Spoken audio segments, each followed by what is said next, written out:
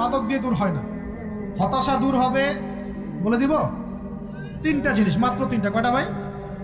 1, 5 ওয়াক্ত নামাজ। এক কি? নামাজে আপনি অজু করে সিজদা দেন, ইনশাল্লাহ আপনার মনে প্রশান্তি না আসলে আমাকে এসে বলেন যে আসে না। চোখের পানি, মনের আবেগ যা আছে আপনার ভিতরে, কষ্ট, দুঃখ, যন্ত্রণা, সব আল্লাহকে ঢেলে দিবেন ইনশাল্লাহ। নিজের আবেগ ধরে রাখবেন এখানে, আপনি আল্লাহর জন্য ঢেলে দিবেন। মানুষকে আবেগ দেখা কি না? মানুষ আপনার চোখের পানির মর্ম বুঝবে? মানুষ কি মানুষের চোখের পানির মর্ম বুঝে? আপনার পিতা যদি মারা যায়, আমার কাছে এসে দোয়া চান, কান্নাকাটি করে, আমি দোয়া করতে পারবো, কিন্তু আমি কিন্তু আপনার ফিলিংসটা বুঝতে পারবো না। আপনার অনুভূতি কে বুঝতে পারবেন? আল্লাহ পাক আপনার ঘাড়ের রগের চেয়েও কাছে আছেন। সুবহানাল্লাহ, সুবহানাল্লাহ, আল্লাহ পাক ঘাড়ের রগের চেয়ে কাছে আছে। গতকালকে বাংলাদেশের একজন বরেণ্য আলেমের সাথে একটা কনফারেন্সে ছিলাম। উনি বলছিলেন যে এক ব্যক্তি, এটা শোনেন, এক ব্যক্তি খুব তার শখ যে তিনি সাহাবীদের মতো নামাজ পড়া শিখবেন। কথা বুঝতে পারছেন? সাহাবীদের মতো নামাজ শিখবেন। তো একজন বরেণ্য আলেমের কাছে এসেছেন, এসে বলছেন যে আমাকে সাহাবীদের মতো নামাজ শিখিয়ে দেন। তখন সেই আলেম আরেকজন আলেমের সন্ধান দিয়েছেন, যা তুমি তার কাছে যাও, তিনি শেখাবেন। তো সেই ব্যক্তি একটু অবাক হয়েছেন, কারণ যাকে প্রশ্ন করেছিলেন তিনি অনেক বড় মুহাদ্দিস, আর যার কাছে পাঠানো হচ্ছে তিনি অত বড় মুহাদ্দিস নন, কিন্তু আবেদ, আমল করেন। তাকে গিয়ে বলছেন উনি আমাকে পাঠিয়েছেন সাহাবীওয়ালা নামাজ শিখিয়ে দেন। তখন তিনি বলছেন ঠিক আছে, সুন্দর করে ওযু করে আসো, সুন্দর করে ওযু করে আসো। ওযু করার সময় খালি খেয়াল রাখবা যে আমি ওযু করছি শুধু আল্লাহর সন্তুষ্টির জন্য। কি খেয়াল রাখবেন? ওযু করছি শুধু আল্লাহকে রাজি খুশি করার জন্য ওযু করছে, আর কোনো উদ্দেশ্য নাই আমার। ওযু করতে যাচ্ছে, তিনি আবার বলছেন দাঁড়াও, শুধু আল্লাহকে রাজি খুশি করার জন্য ওযু করো। আবার শুরু করছেন, আবার বলছেন শোনো, শুধু আল্লাহকে রাজি খুশি করার জন্য ওযু করো। এভাবে বলতেই আছেন। নামাজে দাঁড়িয়েছেন, দাঁড়ানোর আগে বলছেন শোনো, শুধু আল্লাহকে রাজি খুশি করার জন্য নামাজ পড়ো। বলতেই আছেন। এক পর্যায়ে সে ব্যক্তি নামাজ শুরু করলো, নামাজে মনোযোগ এদিক ওদিকে যায়, আর তার মাথায় এটা আসে, এই শুধু আল্লাহকে রাজি খুশি করার জন্য আমাকে নামাজ পড়তে হবে, শুধু আল্লাহকে রাজি খুশি করার জন্য নামাজ পড়তে হবে। এই চিন্তা তার মনের মধ্যে ঘুরপাক খাচ্ছে। এভাবে নামাজটা সে শেষ করেছে। শেষ করে চিন্তা করছে যে নামাজ তো পুরোপুরি মনোযোগ দিতে পারলাম না। বারবার মাথার মধ্যে এরকম চিন্তা আসছে, আল্লাহ আমাকে তো মাফ করে দাও, নামাজটা আমার মনে হলো না ঠিক মতো। তখন সে ফিরে এসে তার সে ওস্তাদকে বলছেন আমার তো নামাজ এরকম করে পড়লাম, কিন্তু শেষমেশ মনে হলো যে নামাজটা হয়তো কবুল হয় নাই, আল্লাহর কাছে খুব মাফ চাইলাম, আল্লাহ আমাকে মাফ করে দাও, নামাজটা মনে হলো না। তখন সেই যে প্রথম ব্যক্তি যিনি পাঠিয়েছেন তিনি বলছেন এটাই হলো সাহাবীওয়ালা নামাজ। তারা আল্লাহকে রাজি খুশি করার জন্য নামাজ পড়তেন, নামাজ শেষ করে আল্লাহর কাছে ইস্তেগফার করতেন, আল্লাহ কিছুই হলো না, কিছুই হলো না। আমার কথা কি বুঝতে পারছেন? অতএব আল্লাহকে রাজি খুশি করার জন্য আপনি আপনার আবেগ, আপনার ইবাদত সব ঢেলে দিবেন, অন্য কারো কাছে কিছু পাওয়ার আশা করুন। আমাকে আল্লাহ পাঠিয়েছেন দুনিয়াতে নামাজ পড়তে, রোজা রাখতে, দিনের প্রচার করতে, দিনের জ্ঞান অর্জন করতে, এই তো।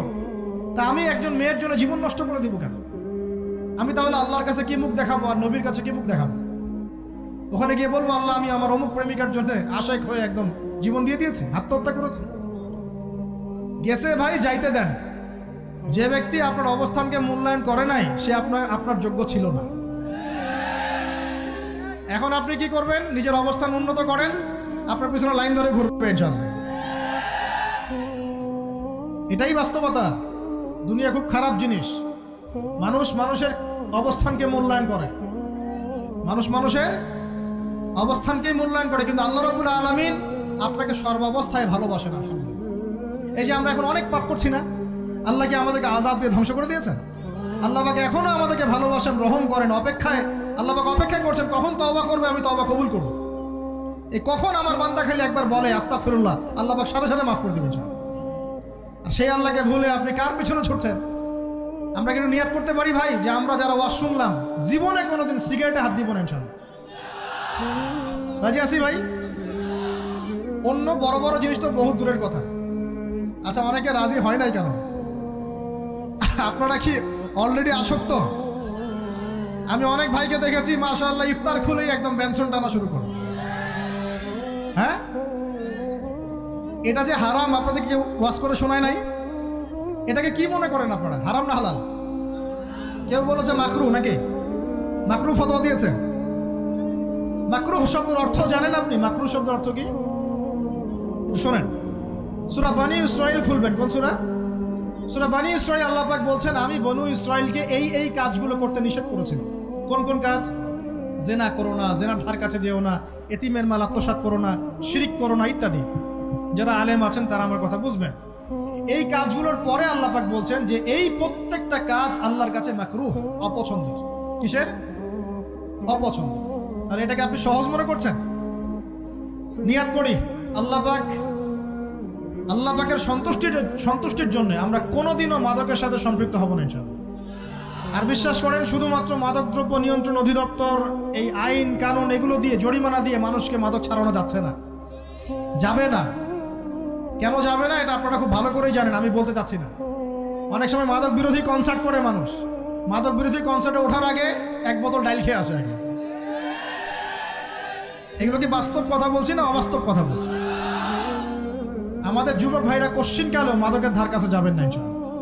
একটা হাদিস খালি মনে রাখেন, এই হাদিসটা মনে রাখেন। নবী সাল্লাল্লাহু আলাইহি ওয়াসাল্লাম বলেছেন, কেউ যদি মাদকদ্রব্য সেবন করে তার 40 দিনের নামাজ কবুল হবে না।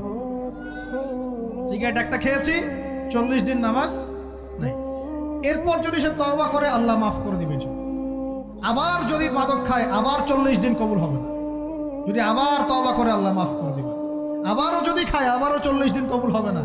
আবারও তওবা করলে আল্লাহ আবার মাফ করে দিবেন। চতুর্থবার সে যদি মাদক খায়, আল্লাহ রাসূল সাল্লাল্লাহু আলাইহি ওয়াসাল্লাম বলছেন, আল্লাহ পাক কিয়ামতের মাঠে তাকে তিনাতুল খাবাল পান করাবেন। কি পান করাবেন? তিনাতুল খাবাল। সাহাবীরা বললেন, ইয়া রাসূলুল্লাহ, এটা কি? তিনাতুল খাবাল কি? নবী সাল্লাল্লাহু আলাইহি ওয়াসাল্লাম বলছেন, এটা হচ্ছে জাহান্নামীদেরকে আযাব দেওয়ার পর তাদের রক্ত মাংসের যে পুঁজ বের হবে, এই যে ড্রিঙ্কস, জাহান্নামের হার্ড ড্রিঙ্কস, এই ড্রিঙ্কসের নাম হলো তিনাতুল খাবাল। আল্লাহ পাক আমাদের সবাইকে মাদক থেকে বাঁচিয়ে রাখে। আমল হচ্ছে কোরআন তেলাওয়াত। যে ব্যক্তি কোরআন তেলাওয়াত করতে পারে নিয়মিত, তার মনের মধ্যে এই হতাশা, এই ভীরুতা, এই কাপুরুষতা কিচ্ছু আসবে না ইনশাআল্লাহ। আমি গ্যারান্টি দিচ্ছি আপনাকে, হতাশা আসবেই না আপনার মনে যদি আপনি কোরআন বুঝতে পারেন। কোরআনের একটা আয়াত নিয়ে কোনো সময় দেখা যায় 2-3 ঘন্টা সময় পার হয়ে যাচ্ছে, আয়াতটা ছেড়ে সামনে যেতে পারছি না। কোরআনের ভিতরে ঢুকলে আপনি দুনিয়াই ভুলে যাবেন কি হচ্ছে আশপাশে। আমি এমন অনেক আলেমকে দেখেছি যে একটা বই, পাতলা একটা বই, আরবি বই নিয়ে পড়া শুরু করেছেন, যে ফজরের পরে জোহরের ওয়াক্ত হয়ে যাচ্ছে, বইটাই শেষ করতে পারেননি। বুঝতে পারবেন? যখন আপনি ইলমের ভিতরে ঢুকে যাবেন, কোরআনের ভিতরে, হাদিসের ভিতরে, আপনার দুনিয়ার খেয়ালই নাই। একজন আলেম, তিনি এক রাত্রে একটা বই লিখেছিলেন, চটি বই, এক রাত্রের মধ্যে। বলা হচ্ছে, তার সম্পর্কে বলা হচ্ছে যে রাতের খাবার তাকে দেয়া হয়েছে, যে আপনি এটা খেয়ে নেন। খাবারটা পাশেই আছে, খাবারটা খাবো, এটা লিখে খাবারটা খাবো, এরকম তার চিন্তা ছিল। ফজর হয়ে গেছে, বই লেখাও শেষ, খাবার এই অবস্থায় পড়ে আছে, ডুবে গেছেন ভিতরে, খাওয়ার মাথায় খেয়াল নাই। এরকম হয়। একজন মনীষী, বিখ্যাত মনীষী, রিয়াদুস সালেহিন কিতাবের রাইটার, সংকলক আল্লামা নববী রাহিমাহুল্লাহ, এরকম সারা রাত চলে গেছে, পাশে 2টা খেজুর, ওই 2টা খেজুর খাওয়ারই সময় পান। হাদিস নিয়ে গবেষণা করতে রাত পার হয়ে গেছে। আমি বলতে চাচ্ছি, যখন ইলমের ভিতরে, কোরআন হাদিসের ভিতরে ঢুকে যাবেন, আপনার দুনিয়ার খেয়াল আপনার চলে যাবেন সব। এই টেনশন, হতাশা, এই সেই বাদ। তখনই আল্লাহ পাক আপনাকে তার পক্ষ থেকে রহমত দিবেন, বরকত দিবেন, আল্লাহ আপনার দুনিয়ার কাজগুলো করে দিবেন ইনশাআল্লাহ। তখন দেখবেন কেউ আপনার দুনিয়ার ওই কাজটা করে দিয়েছে, কেউ ওই কাজটা করে দিয়েছে, কেউ বাসায় খাবার পাঠিয়ে দিয়েছে, আল্লাহ পাকই এগুলো করাই দিবেন ইনশাআল্লাহ। তো প্রিয় ভাইরা, মাদকে যাবো না আল্লাহর কাছে আসবো? 2 নাম্বার কোরআন তেলাওয়াত, 3 নাম্বার আল্লাহর জিকির। 3 নাম্বার কি ভাই? আল্লাহর জিকির। চলতে ফিরতে সব সময় মুখ চলতে থাকবে, মুখ না চললেও মনে মনে মন তাজা থাকবে, মনে মনে জিকির হতে থাকবে। মনে মনে জিকির করতে পারেন? মুখ নড়বে না, কিন্তু মনে মনে আপনার একটা জিকির হতে থাকবে, সুবহানাল্লাহ, আলহামদুলিল্লাহ, লা ইলাহা ইল্লাল্লাহ, আল্লাহু আকবার। পারা যাবে? পারে। মানুষের মন কখনো চুপ করে থাকে না, কিন্তু মানুষের মন অলওয়েজ কিছু না কিছু চিন্তা করতে থাকে না, যতক্ষণ না ঘুমায় মানুষ। তো প্রিয় ভাইরা, বেশি বেশি জিকির করবো, সুবহানাল্লাহ, আলহামদুলিল্লাহ, লা ইলাহা ইল্লাল্লাহ, আল্লাহু আকবার, লা হাওলা ওয়ালা কুওয়াতা ইল্লা বিল্লাহ, এগুলো চলতে থাকবে। আল্লাহ পাক তৌফিক দান করুন। আমরা আমাদের সমাজে যুবকদেরকে এরকম টিকটকে দেখছি, অনলাইনে আসক্ত দেখছি, জেনায় আসক্ত দেখছি, পর্নোগ্রাফিতে আসক্ত দেখছি। আমরা দেখছি আমাদের যুব সমাজকে মাদকে আসক্ত, কিশোর গ্যাংয়ে আসক্ত। এইগুলো কি আমাদের কাম্য ছিল ভাই? আমাদের কাম্য ছিল? এই অবস্থায় কি যুব সমাজ আল্লাহ পাকের দ্বীনের পতাকা হাতে নিয়ে আল্লাহর জমিনে দিন কায়েম করতে পারবে কিনা একটু আমাকে উত্তর দেন দেখি। এখন এই অবস্থায় পারবে? অতএব অবস্থার উন্নতি করতে হবে কিনা? উন্নতির জন্য রাজি আছে কিনা ইনশাআল্লাহ? আমরা চাই কি আল্লাহ পাকের দিনটা আল্লাহর জমিনে প্রতিষ্ঠা লাভ করুক, আল্লাহর দিন সবার ঘরে ঘরে পৌঁছে যাক। আল্লাহ পাকের দিনের যে সৌন্দর্য সবাই সেটাই, এই সৌরভটা সবাই পাক, আমরা চাই কিনা? সমাজে শান্তি প্রতিষ্ঠা হোক, আবার সেই রাসূলের মতো যুগ চলে আসুক, আমরা চাই কিনা? অতএব আমাদের সবাইকে যৌবনের এই প্রলোভনগুলো থেকে বেরিয়ে এসে আল্লাহ পাকের ইবাদতে আত্মনিয়োগ করতে হবে। আল্লাহ পাক আমাদের সবাইকে তৌফিক দান করুন, বলি আমিন। আমাদের সবাইকে আল্লাহ রাব্বুল আলামিন কুরআন এবং হাদিসের গভীর জ্ঞান অর্জন করার তৌফিক দান করুন, বেশি থেকে বেশি ইবাদত করার তৌফিক দান করুন। আল্লাহ পাক সবাইকে হারাম সমস্ত রিজিক থেকে বাঁচিয়ে রাখুন, জেনা, ব্যভিচার এবং নারীর ফিতনা, মাদক থেকে আল্লাহ বাঁচিয়ে রাখুন। আল্লাহ পাক আমাদের সবাইকে হালাল রিজিক, হালাল সম্পর্ক যথেষ্ট করে দিন। আল্লাহ পাক আমাদের সবাইকে যেন দিনের দাওয়াতের মেহনত করার তৌফিক দান করেন এবং আলেম ওলামার সাথে পরামর্শ করে দিন শেখার এবং বোঝার তৌফিক দান করেন। যুবতী দিনী বোনদের জন্য, এখানে বোনরা আছেন না? আছেন কি না? দিনী বোনরা আছেন? একটা নসিহত দিনী বোনদের জন্য আমি একটা নসিহত করতে চাচ্ছি, একটা নসিহত। আমার এই একটা নসিহত একটু মন দিয়ে শুনুন প্রিয় দিনী বোন। রাসূলুল্লাহ সাল্লাল্লাহু আলাইহি ওয়াসাল্লাম আমাদের দিনী বোনদের জন্য জান্নাতে যাওয়ার একটা ফর্মুলা বলে দিয়েছেন। আমি কি বলবো সেটা? আচ্ছা, রাসূলুল্লাহ সাল্লাল্লাহু আলাইহি ওয়াসাল্লাম বলেছেন আমাদের দিনী বোনেরা, আমাদের মায়েরা, এই নারী জাতি মাত্র 4টা কাজ করলে জান্নাতের যে কোনো দরজা দিয়ে ইচ্ছা প্রবেশ করতে পারবেন। খুশি হন নাই? কয়টা কাজ? মাত্র 4টা। এক, যদি আমাদের দিনী বোনেরা 5 ওয়াক্ত নামাজটা ওয়াক্ত মতো পড়ে, আল্লাহ পাক তৌফিক দান করুন, বলি আমিন। 2 নাম্বার, যদি তারা রমাদান মাসের রোজাটাকে ঠিক মতো আদায় করতে পারে। 1 নাম্বার 5 ওয়াক্ত নামাজ ঠিকঠাক আদায় করা, 2 নাম্বার রমজান মাসে সওম রাখা, 3 নাম্বার তাদের লজ্জাস্থানের হেফাজত করা, মানে শরঈ পর্দা মেনটেন করা, শরঈ পর্দা মেনটেন করা। এবং আমি বলে দেই, চেহারাটা আপনাদের পর্দার অন্তর্ভুক্ত। এটা নিয়ে অনেক বাকবিতণ্ডা হয় না সমাজে, চেহারা দেখানো যাবে কি যাবে না ইত্যাদি। চেহারা আপনার পর্দার অন্তর্ভুক্ত বিষয়, ফুল স্টপ। এর উপরে ফতোয়া অনেকভাবে দিচ্ছে, কিন্তু বরেণ্য উলামায়ে কেরামের কিতাবগুলো ঘাটাঘাটি করেন, তাদের ফতোয়া হচ্ছে চেহারা আপনার পর্দার অন্তর্ভুক্ত বিষয়, চেহারা ঢেকে রাখবেন, আল্লাহ পাক তৌফিক দান করুন। চোখ থাকবে খোলা, ঠিক আছে। 4 নাম্বার, স্বামীর আনুগত্য করতে হবে। স্বামীর আনুগত্য, এই যে আনুগত্য শব্দ শুনলেই মানুষের একটা মানে নেগেটিভ ধারণা তৈরি হতে পারে। স্বামীর আনুগত্য মানে কি আমি তার দাসত্ব করব? আনুগত্য মানে, প্রিয় দিনী বোন, আনুগত্য মানে দাসত্ব নয়। আনুগত্য মানে কোরআন সুন্নাহর যে বিধানগুলো আপনার স্বামী আপনাকে পালন করতে বলবে, আপনি সেগুলো করবেন, আপনি করতে বাধ্য। কিন্তু স্বামী যদি কোরআন সুন্নাহর বাইরে কিছু করতে বলে, সেটা মানতে আপনি বাধ্য নন।